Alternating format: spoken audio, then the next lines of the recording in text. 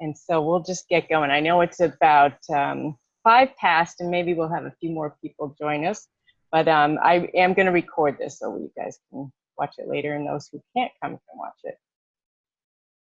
So really the reason why I wanted to have this meeting, and let me raise your hand, you know, if I'm cutting out or anything, or if you can't hear me, or if I'm just not making any sense at all. Just this is totally informal, so you know, shout out something, say, Jill, what are you talking about, at any time at all. That's no problem. But I wanted to have this because 2 students really emailed me and said, I'm really grappling with the content in this course and where it's all going. And so I said, uh-oh, you know, I wanted to make sure that we could have this time where I can describe what's going on with the course and help you guys understand a little bit better what we're doing and make sure that everything's clear. And I thought those who participate tonight, we can actually go through your PICO question and talk it out a little bit. So that might help others see how that's working. Let me share my screen. Share screen. I need a PowerPoint.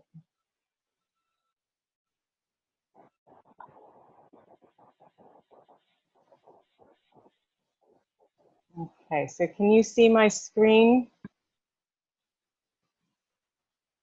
And it says it's green. Says evidence-based practice. Yeah. Yes. Just do a thumbs up or something, because I can still see you guys. So what I wanted to go over tonight, and I think you guys, have you all taken, online classes before? And so I did when I was at Cal State Fullerton. This is like 5-6 years ago, so it's been a while. Okay, and so in those classes, did you have kind of an announcement at the beginning that told you about what was going to happen during this week, or an announcement video or anything? Because I'm just wondering. No videos for me. Okay. Because I'm wondering, like, when we build this, and let me scoot this over here so you can see this. So when we're in the Sakai site there, can you see that, the Sakai site? All right, anyways, I'll just talk it out. So when you're in the Sakai site, you know, there's those unit tabs, and it kind of goes through the week by week by week. And so when you click on the units, there's a little overview of what's going to happen that week. And then it goes through the readings there. And sometimes I'm wondering if maybe that's not enough information, it's just that overview there. But I find that the readings that we have and the evidence-based step-by-step readings are really nicely done in such a way that if you read those, I think that it really flows with the way that I developed the class. So I hope that by those readings, the evidence-based practice articles that you link to, I think there's 7 of them, and right now we're doing the first one, the first series of 4 articles. So those are the evidence-based practice part 1, developing and searching the clinical question. And then Pollitt and Beck is really the chapter that goes over evidence-based practice. So both evidence-based practice is defined pretty much the same by both of those articles. So that what it is really asking a clinical question that is answerable by evidence. And so if we don't have the evidence for this, then what is it? It's not what would it be if, you know, you asked a question and you couldn't find an answer? It would be a research question, right, instead of an evidence-based practice question. So an EBP question is something you can go out there and you can find the answer to. So, you know, what is the best way? How often should you turn a patient? What is the best way to, you know, clean the hub of an IV port or something like that? So that's stuff that's out there and is answerable. I'll give an example. When I was looking into my own research and people who had diabetes and cancer, I wanted to go out there and look into kind of to question these people and see how they were doing with this tremendous, burden, and they must be really distressed about this. But then when I looked in the literature, there was nothing that said how these people were coping with these two chronic illnesses. So what I had to go is do a qualitative study, and then found out that really it was, that they were resilient. So that was the key construct that I found. So if there isn't evidence and you're asking a question right now for your PICO question, and you're saying, I just can't find anything, then, maybe it's not a good one. And so that's what I'd really like to do, is make sure you have a solid EBP question, so that the rest of this whole EBP assignment will be easy for you. So if you have a good question, then it's going to be easy.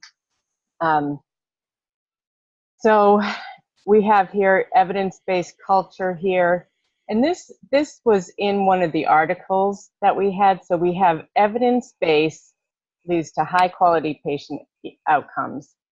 And it takes into account, and so you can see my screen here, my mouse moving. So the first thing we kind of learned in the first class was about how patients' preferences and values matter, right? So we can see how we looked at this. The second class that we had, I asked you guys to look at some clinical practice guidelines that you used in your practice, so you could get an idea of what those look like. So this was kind of clinical expertise we were looking at. And then in this last week, we really looked at systematic reviews, or that strong research evidence. So over the last 2 weeks, we have just touched on the surface of what really informs evidence-based practice. And so if you're still thinking like, I don't quite get this, it's okay, because we're just doing like a grand view of evidence-based practice. And as the class goes on, we're going to get a little bit deeper into all the components of it. And we're really going to get more into research, qualitative and quantitative mixed methods research, and then more into theory.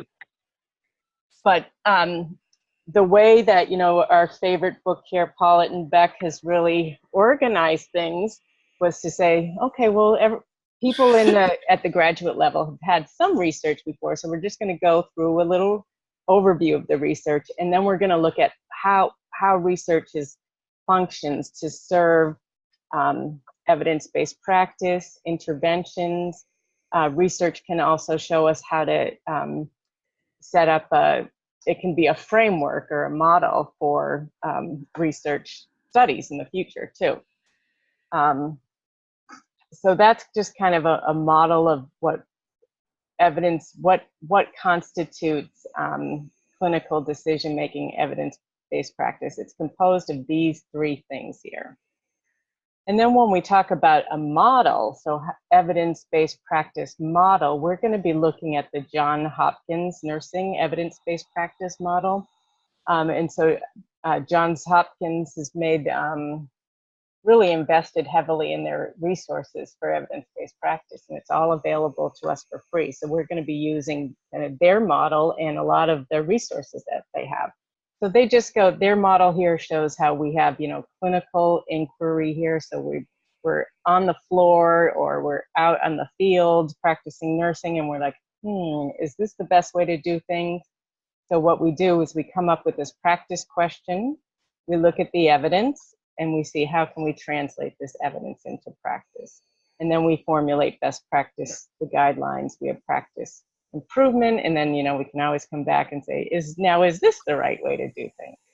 So that's kind of what the model is. And when we talk about using an evidence-based model or a framework just to guide the direction that things happen. So this step 1, and this comes from our step-by-step articles that you were reading. And Mayu, thanks so much for putting that Flipgrid together and saying that you were at step 0, right? And so you were cultivating a spirit of inquiry. So, I think we've all found ourselves somewhere practicing and saying, is this really the right way we should be doing things? And so this is the spirit of inquiry, where we're saying, you know, I'm a nurse, I'm supposed to advocate for my patients. I want to make sure that we're doing the best thing. So you're going to look at your past experiences. You're going to look at, you know, the kind of question that you have. And as a diabetes educator, I always use diabetes for my examples. But, you know, when I did evidence-based practice without even knowing what it was. So I went to a ADA conference, the American Diabetes Association, and they were saying that, you know, you shouldn't just give sliding scale insulin in the hospital because that's just retroactive. So you wait till somebody's blood sugar gets high, you give them insulin, it goes low, and then you wait till it goes high again. And now they're showing really that those vacillations in blood sugars are really dangerous, more so than even people having a low blood sugar. But this was back probably in 2001, 2002. And so I went to a conference and I learned that maybe what we were doing in practice wasn't the best thing. So I kind of investigated it and worked with our CNO on coming up with some protocols for when to initiate basal bolus insulin, and then using a correctional scale along with it. So kind of, I use an example for a clinical question that I might have asked at the time if I had even known what PICO was, is really that I would have said, in non-acute older adult inpatients with hyperglycemia, how does treatment with basal bolus and correction scale insulin compared to sliding scale insulin only? How does that affect hyperglycemia rates during a 3-month time period? So this has come out of a clinical situation, and the reason that they have us use PICO is so that we can go and search the evidence. So that by having it in these 5 different components, the P, the I, the C, the O, and T, it really makes it easier for us to go and search for different evidence and clinical guidelines. So here's the example.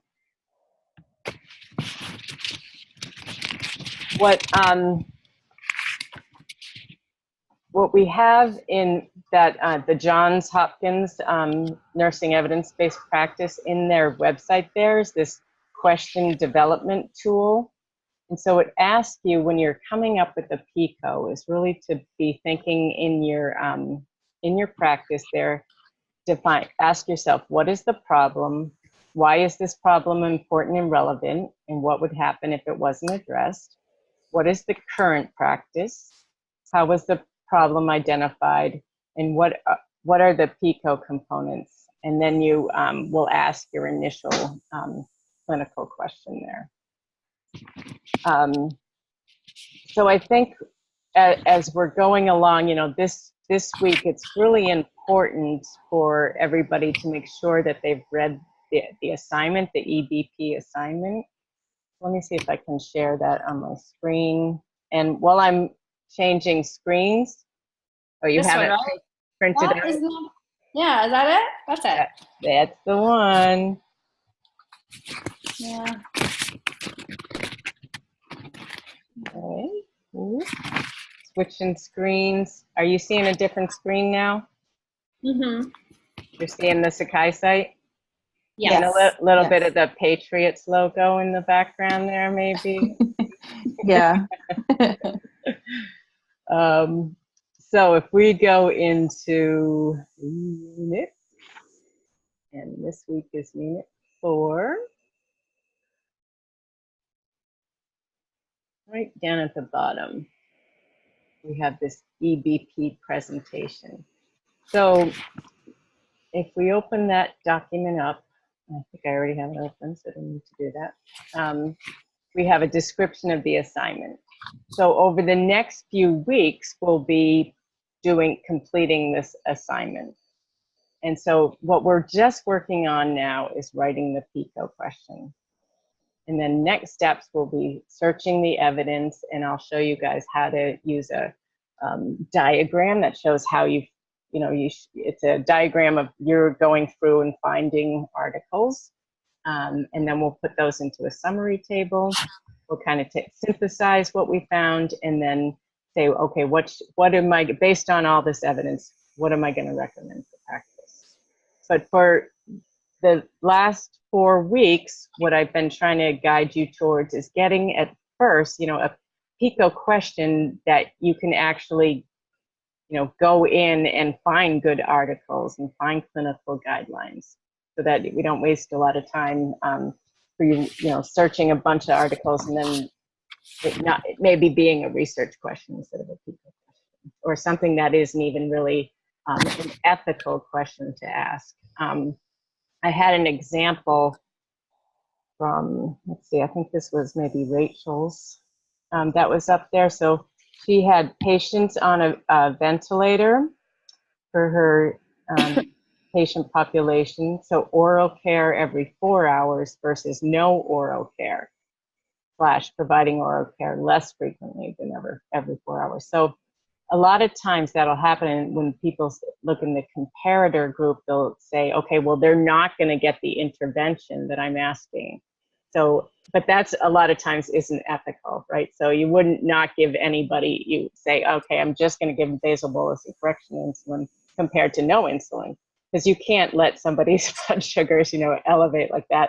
And you can't not give people oral care. So a lot of times the comparator group becomes, you can say, compared to standard or usual care. So we're going to look at this compared to standard care. So that's all, really I had put together to go, to kind of do a little review of where we're at. So I thought from here on out, what we could do is just look at each one of your PICOs or go over any kind of questions you have.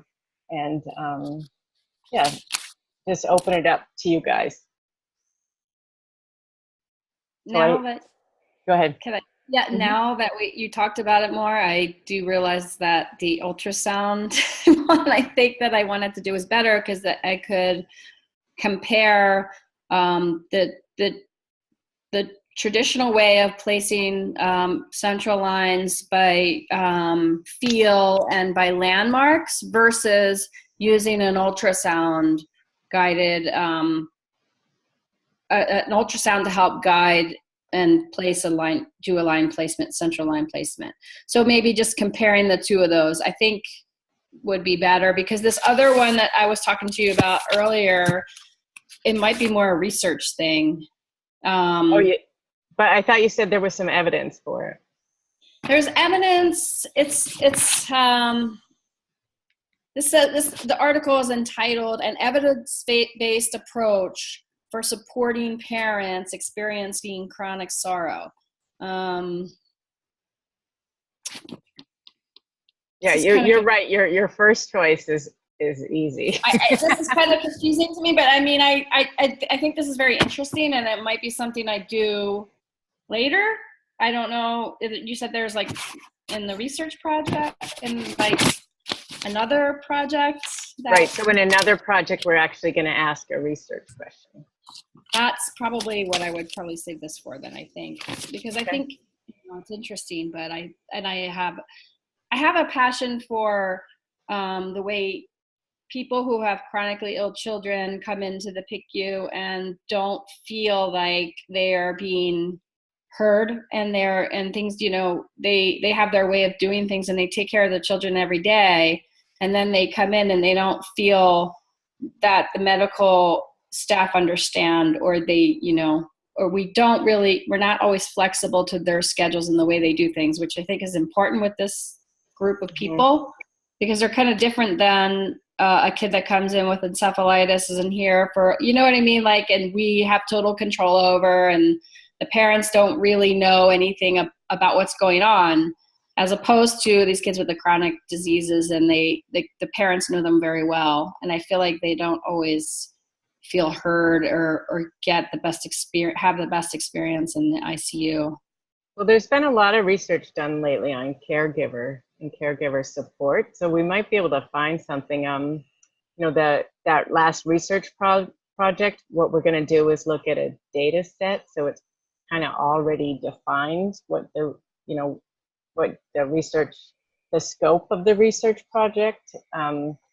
So I'd say if you're really passionate about this, why don't you, you know, spend a few hours just in, you know, maybe type that as your initial PICO question in the discussion. And if you and I do a little back and forth and it looks like it's going to be too complicated, we can go back to your initial question. Okay. Okay. But, you know, if that's something you're passionate about, I would encourage you to go for it.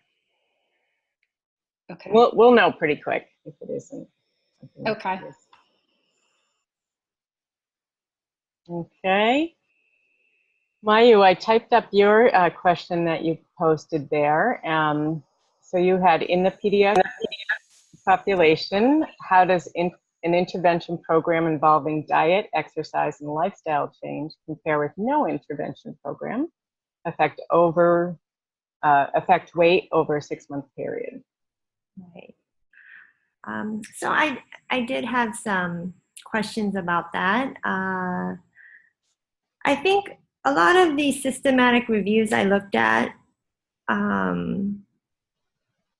the results were not very strong in support of that it was effective. And I'm kind of thinking maybe it's the definition of a program versus obviously education and providing support to families that are having to try to have their child lose weight is beneficial. I don't think anybody could doubt that.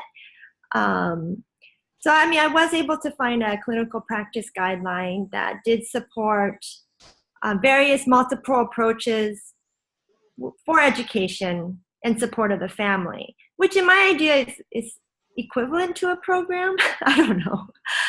So I'm a little bit confused because some literature says there's no strong evidence yet. A lot of guidelines and a lot of, like the U.S. Preventative Task Force strongly recommends that once a child is identified as being overweight, that you do aggressively educate and support and try to train them on healthy lifestyle, healthy eating and lifestyle.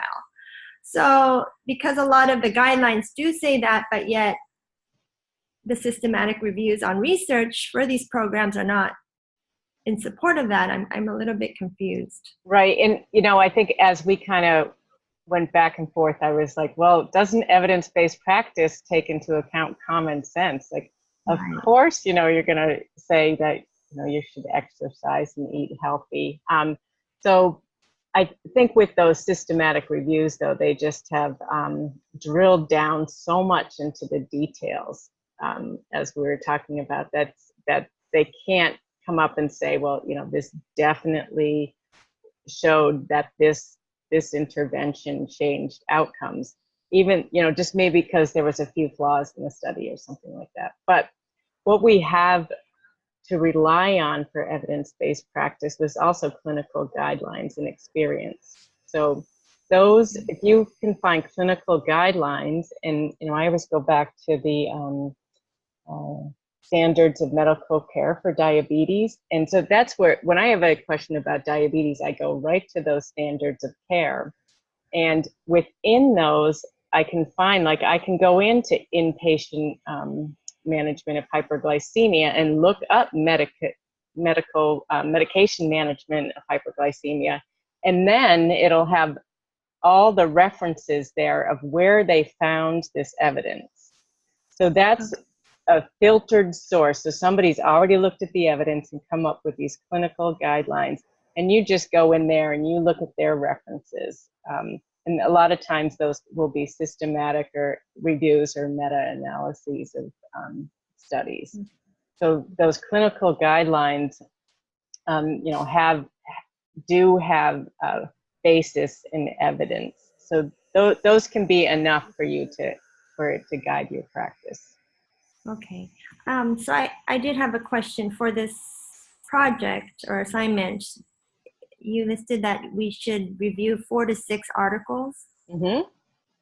These articles should be systematic reviews or meta-analysis. So if you find meta-analysis or systematic review from, you know, the last month, then, you know, that you're probably going to have everything covered in there. So I would also encourage you maybe to find some, so if you're looking at a, but those are pretty rare that you're going to find one that was just done. So I would just maybe go into PubMed and make sure you've got all the most recent evidence. And then also look and see, you know, go to those clinical practice guidelines and see what else that they might have there too. But, you know, sometimes you're going to look at these systematic reviews and you'll find an article that's not in there. So you can include that in there. But that's always a tough question, because these reviews are already doing the literature review for you, right? So you can go in there, you know, look at what they have, and then see if you can find anything additional that's more specific to your certain circumstance or clinical question that you were asking. And if that happened to be just an individual research study, would I be able to include that? Mm-hmm. Yeah, good question. And that's always a tough question, I think, because when we're doing evidence-based practice, we're looking at all sources that have already been filtered through somebody who's looked at it. And that's what, you know, they're saying in the Melnick articles, is that you should use these systematic reviews. But no, you know, might not be one that was conducted recently. So we should do due diligence and go in and see if we can find anything else, and go to those clinical practice guidelines and see what they're using as well. Okay. Can I ask one more question? Yeah, let me just point out, since we're talking about that, in the discussion in week 3, Lisa W. had asked, she had an old systematic review, so I did a little video in her discussion. I don't know if you saw it, but it shows how you, good. So just that's a great quick way that you can update the systematic review, is just putting it into PubMed and then looking at the similar articles there. Okay, great. Okay, and shoot with your other question. This is regards to the Prisma. Is it the Prisma? How many databases would you like us to search? Probably 3 is good. You know, I think if you use PubMed, CINAHL, and you know, if your topic's more of a patient perception or something like that, there's something called Scopus. But you know, we can go in there if it's more of a clinical question, and Medline would be a good one to do. But yeah, 3 is plenty. Okay. That's it. Thank you. And then I'll go over, you know, really start to keep track of those articles, and because we will be putting those into a summary table. So it's a good idea to keep track of those. And then you'll be asked to actually say, oh, well, I use these search terms. How many hits did I have? So that's what the Prisma diagram is how many hits did I have? I read this many abstracts, and I, oh, can you still hear me? Can you hear me? Did I lose you? Can you hear me okay? Okay, I just got a... Now I can hear. Okay, good. So what was I saying? Oh, so I'll show you how to go through that diagram. You know, read the abstracts, excluded this many, included this many full. So kind of be keeping track of how many articles that, you know, that you've found when you're doing your searches. It's going to be a loose representation of how many articles you actually found. So with that, do you recommend using what's that? That bibliography? What's that? Like EndNote? Yes, because finding duplicate articles and trying to merge them without using such a program might be very challenging. You can, and I mean it's a little bit of work up front, but then you have all those articles too as you're going through your other classes. So I think I do have a another YouTube that I created about how to do EndNote. I have in my EndNote, let me see if I can share this with you. For, going and getting a PhD, it's invaluable. I don't know how much you guys will really need it after you graduate, but it's so nice just to be able to pull up a Word document and then be able to format it. So can you see this over here now, my EndNote?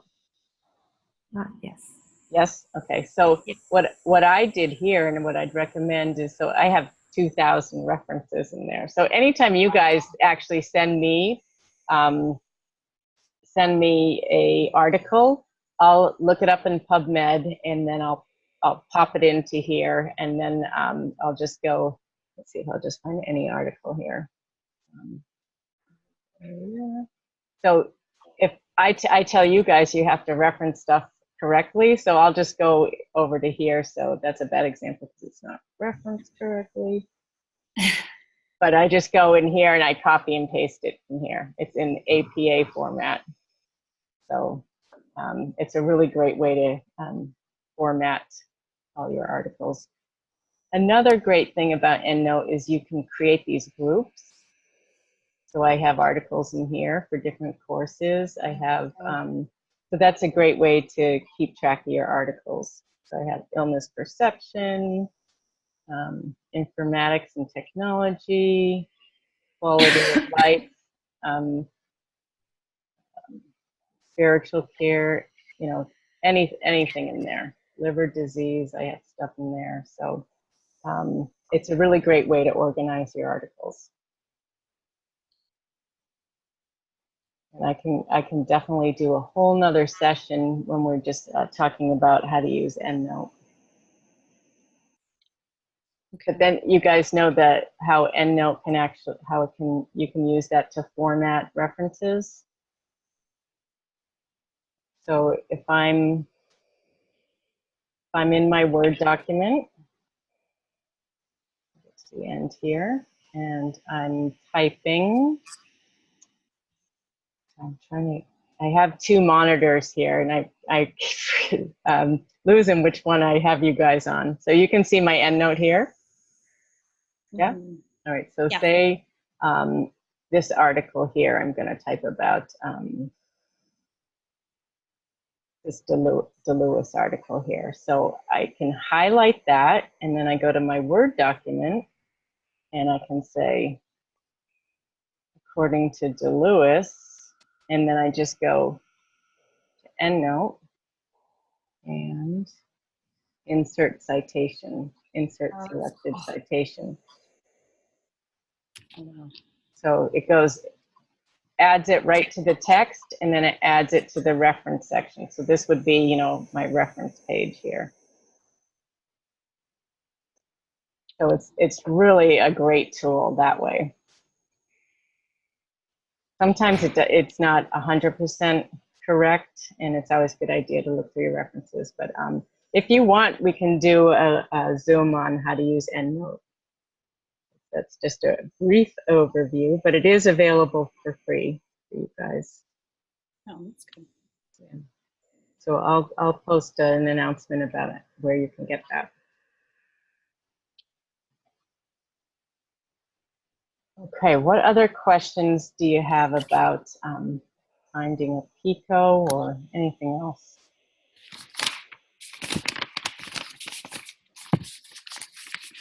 Well, you kind of helped me, Dr. Lawson, with mine. And my concern was just not having enough information, evidence-based information. And you pointed out that I did find some good info on the RANO website. I just didn't know if my PICO question would make sense. And I can kind of read off to you what I've scribbled down here. Yep, that'd be great. So I'm putting patients at risk for suicide, basically presenting to the ED at risk for suicide. And the I would be a validated assessment tool to properly screen patients for suicide or risk to harm themselves. The C would be a standardized assessment versus a validated assessment tool. And the O is where I was confused on. Should it just be over 6 months with a lower suicide attempt rate, or I wasn't quite sure how to measure that. So the T is going to be your 6 months. So I wasn't sure either. I mean, so when you're using this assessment tool, is it to decrease the amount of people who end up in restraints, or is it to decrease the actual rates of suicide? it'd be to adequately identify and screen people at risk for suicide, not necessarily restraints. Okay, so then there were kind of like two different ideas I was looking at. So I would stick with more of the screening for suicide. So then your outcome would be rates of suicide to, see if this intervention is effective doing what you hope it's going to do. Right. I was just concerned with, with taking on a huge project like that. I didn't know if it'd be a good idea to do that or stick with something more, like I was mentioning, wounds. So that was my dilemma. Yeah, again, that's a safe one. I mean, there's evidence. Those are, nurse sensitive indicators that have been researched to death. So we have so much great information about that. So that's something that you will easily be able to go in and find recommendations for practice. But I think, Right. you again, what are you passionate about? How much time do you want to put into the class, and how much do you want to get out of it? So I'm willing to help you. I always hope that people go for something that they're really interested in and that they're going to use afterwards. And, if you are looking at this comprehensive exam down the road where you're going to write a research project, writing about wounds or central line insertion devices, that's not going to be comprehensive enough or holistic enough for your final paper. Whereas Maya, yours probably would be, and how to, if you're putting it intervention for weight loss in pediatrics, that would be something that would be you and your healthcare administration leadership. That could be something that you would take as an advanced nurse and go in and really do this whole project. And the other two might be a little thinner about, how thinking about holistically and a theory behind that. There's not much theory behind what device you're going to use to insert an IV, right? So I think looking, big picture, if you kind of take on something now that you're passionate about and might also work for your final comprehensive exam, then you're going to have all these articles. You're going to have a lot of your literature review already done for that project. Okay. All right. I guess I just have to think about it. We might need more time, maybe. No. I know. Well, that's what I'm hoping this week can be, is really, for you to get to me quickly, and then I can email you right back, and I'll go to Google and look stuff up for you and look at clinical guidelines. I really like doing that. I find I learn a lot through each one of these classes when you guys ask these questions. Well, thank you. Thanks for clarifying that up. And I do want to attempt to, do something I'm passionate about. And I happened to do a huge green belt project on psych patients. So it just stuck with me. It's never been a passion before that project, but it was very labor intensive. So yeah. So you have some I good learned a lot. experience. Yeah. All right. Thank you. And Annie, we can't see you, but I think you're there. Do you have any questions? Yeah, I was actually going to ask you, within what time frame how old can the articles be? Like within 5 years, 2 years? Probably, yeah. We can say 5 years. If you're having trouble finding any articles, maybe we can go back a little further, or maybe if there's an article that was really a landmark study from 2000 or something like that, then that's good too. Hold on a second, guys. So hold on. I think originally. Can you plug this in? Go ahead. I'm just asking my husband to plug that in. Thanks. My battery's getting low. Okay. Go ahead. Sorry But about that. yeah, originally I think I was thinking of going, because I work in the ER, I was going to go with like, you know, something along the lines of sepsis, because that's like a big thing in our hospital right now. But I think I'm going to focus more on something that I'm going to do in like primary care, because I'm in the FNP program. And I know that diabetes, hypertension are like the big, you know, the two biggest health problems that cause, you know, other issues, like, you know, a lot of the diabetic patients end up on hemodialysis, et cetera, et cetera. So I think I'm going to focus on diabetes. So I was just, that was what I had posted, but I think, I don't know, I just didn't find a good article. And so I was thinking, I looked through PubMed, and there are definitely a lot of articles on there that I could use. So I think I might gear it towards like minority, because I do work in a predominantly, you know, minority area. And I know that because I see them in the ER on a constant, regular basis, diabetes like is a huge, you know, issue right now, because I just feel like a lot of people either they're not receiving the proper education, or they're not sure how to go about controlling their diabetes. So I think I'm going to stick to like possibly something along the lines of like, in newly diagnosed diabetic patients, does having a diabetes educator versus no educator affect HbA1c levels over like a 6-month period, maybe something like that, is what I was thinking, because I know that's something that I could also use when I'm practicing as a FNP, you know, as an outpatient. So that's where I'm thinking I'm going to go with it, because yeah, it's like a huge issue with patients right now, like non-compliance with meds. They don't lose weight. They, you know, there's a lot of issues with that right now that I find. Well, that is my passion. So, I'm a diabetes educator, so I have tons of material about diabetes and diabetes education. And so, you know, that'd be something I'd be excited for you to work on. And I think when you were framing your question, you were saying patients that come into the emergency room. Is that what you said, or just patients that come into the doctor's office? I think it's going to be primary care, because like family practice, that's where I'm going to be working when I graduate, hopefully. So I know I'm going to see a lot of patients that are diabetic, and and I base this on my ER experience. A lot of patients come in with history of diabetes, and you know, their Accu-Checks are like high, or their, you know, their glucose level reads like 300, 400, 500. And they're like, oh yeah, that's normal for me. And I'm like, oh. And I try to do the best teaching I can, but being in the ER, like patients come in and out. It's very, it's limited. The amount of time I have with them is limited.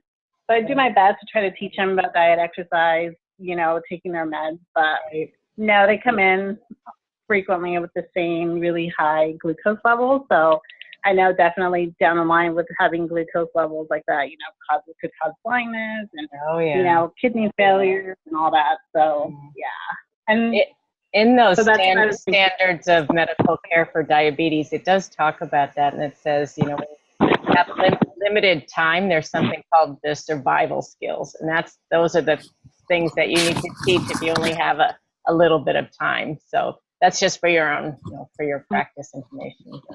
It has a list of things that you can teach if you have someone in the ED or someone, you know, that you don't have time. What is it called again?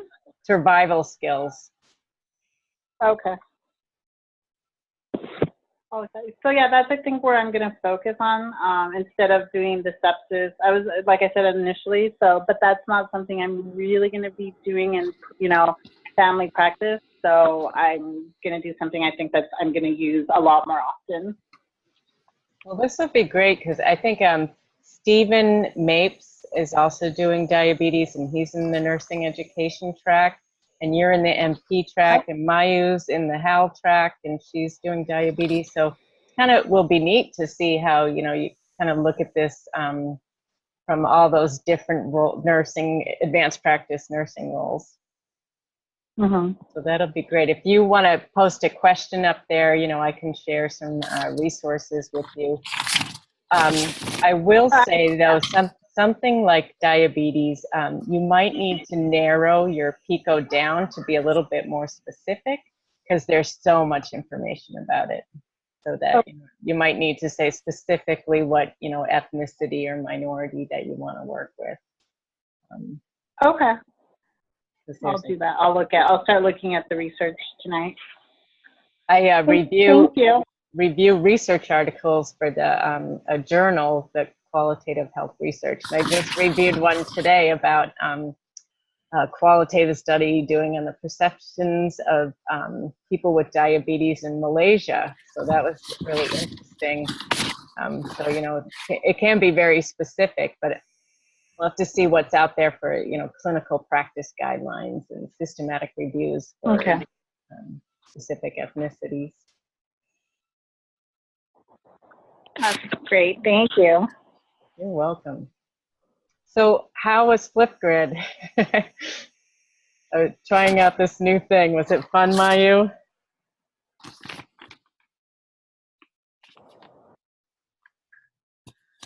It was okay.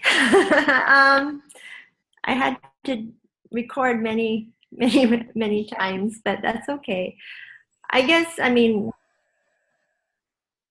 writing how we've been doing it is a little easier for me, and a little bit more comfortable for me. Mm-hmm. But it is nice to see other students. And yeah, I was wondering if that might be nice, and if you're able to go on there and reply to somebody else, kind of having that that feedback within there and seeing. I used it before when I was a student, so I thought it was kind of neat the way it can use all these different technologies. For the replies, you would have to record yourself again and reply. Yeah. How do you reply to it? Okay. Well, as the host, I can't go in and reply to you guys, I don't think, but see if Lisette also posted something. So see if you can look at hers and then post a reply. And if that's not working, then I'll go back. We'll just go back to doing a reply in the discussion post. Okay. Or we'll just say, okay, well, this week we're just going to work on our PICOs between, we'll work on it one-on-one, student and teacher.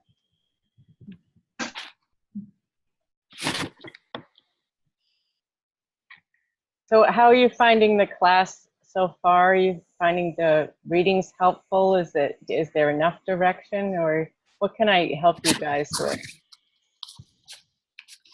Sorry, Dr. Jill? Mm-hmm. It's Joanne. Oh, Joanne, sorry, I didn't see that you were there. I'm here. Thanks for joining us. Before you go on to the... Yeah, you got a PICO you want to talk about? Okay. Kind of. I think you already know my topic on non-alcoholic fatty liver disease or NASH. Mm-hmm. I know my population at least would be like the older adults in primary care with non-alcoholic fatty liver disease, like diagnosed. Mm-hmm. And my intervention or implementation, I think, based on the clinical practice, is talking about like lifestyle modifications. Mm-hmm. Like the diets and the exercise. And I've looked at a lot of articles, and a lot of it, they just say more evidence is needed, but there's enough evidence that says like non-healthy lifestyle does contribute to the fatty liver disease. Mm-hmm. It's just hard, as you said, like the whole common sense aspect, having to be replaced with evidence-based practice. But and then I'm like, okay, so do I compare that with just dieting alone or exercise alone or other treatments? A lot of times you can say those are both good. You could say what is the diet that they might use for liver disease? Well, that's another thing is just I'm looking into different diets, like the Mediterranean diet or the hypocaloric diet. And there's like there's interesting stuff, but it basically just says, less carbs, more protein. I'm working with Dr. Hefner as well at the liver clinic, which is very interesting. So that kind of helps Perfect. with my topic. So Yeah. I'm gonna be meeting with a nutritionist. Great. So I'm just, yeah, it's a lot, but it's just as well like the whole evidence, like there's no set, oh, this is the magical diet that people with this disease, get on and they'll be cured. But it shows that if people do follow a certain kind of diet to help themselves, then their liver enzymes improve, and all their ultrasounds and everything start improving. I'm just not sure if I should what my C.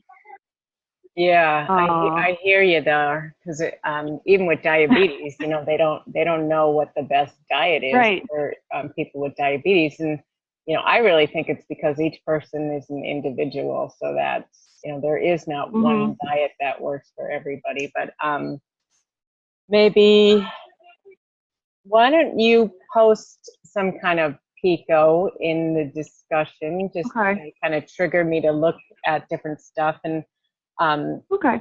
I have some articles already collected on liver disease, and Yeah. so I have a bunch of stuff that I can look through. And did Dr. Hefner have any ideas for you?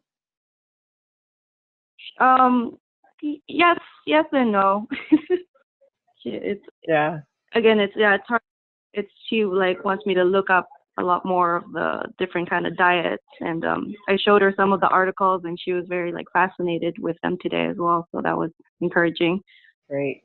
But it's just So yeah, and then I just have to specify, because I don't want to go too broad, and then it gets too crazy, because right. what exactly am I looking for? Weight loss, liver enzymes, or ultrasound results? I just kind of want to make sure I'm not Right. going all over the place. Yeah. And then I don't know about the time frame as well. Well, by the end of the week, everybody should have landed on a PICO question that they can use for their evidence-based assignment. So let's, Yeah. a good thing, like I was saying with diabetes, is there's the standards of medical care for diabetes. So I would think there's something like that for liver disease. Maybe Annie knows, being Right. the FNP, but I would think go into those guidelines and see what the recommendations are for diet. Have you already done that? Yes. And does it say anything or give you any references within those guidelines? Let's see. Or when you say guidelines, what they recommend? Yeah. So Right, what the does recommendation?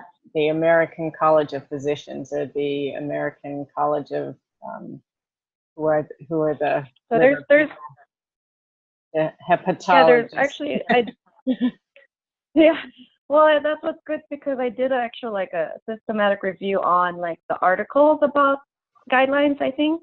And they only recommended the American one, the AASLD hepatology one, and then the EAS, the European one. And they kind of, they're kind of similar, but they all talk. And then I'm looking. They recommend so one of them, for example, is unhealthy lifestyles play a role in the development and progression of non-alcoholic fatty liver disease. The assessment of dietary and physical activity habits is part of a comprehensive NAFLD screening. I'm just going to say NAFLD now. Right. So we're not really looking at the cause, the cause of liver disease. We're just looking at what might be some of the ways to management. And so we're specifically talking about self-management, right? Because you're talking about lifestyle changes. So that might be another term that you want to look up, is self-management. But yeah, send me some of the information that you have, and I can look up the guidelines too, and we'll see if we can tease out one specific diet that they say in there. And I guess we can always ask a PICO question and then come up with an answer well, there's not enough evidence. And so, yeah. But then that's hard to use for your evidence-based practice change recommendations. Right. So yeah, let's see what we can find. Right now, I don't know the answer, but I can look for you. We can look at it. So if you'll post something, but Okay. today or tomorrow, Yeah. late, but maybe Yeah. tomorrow, I'll put out I'll take a possible peek at picos that. out there. Yeah. Okay. Yeah. Thank you. That helps. Okay. You're welcome. All right. Anybody have anything else? No? All right. Well, I look forward to getting your PICO questions and seeing if we can land on something for you guys to use for your EBP presentation assignment. So again, that should be finalized by the end of this week. And, you know, just send me an email if there's any questions. Okay. Thank you. All right. You're welcome. Thanks for coming, guys. Thank you. Bye-bye. Thank you. Bye. Thank you. Bye. Bye.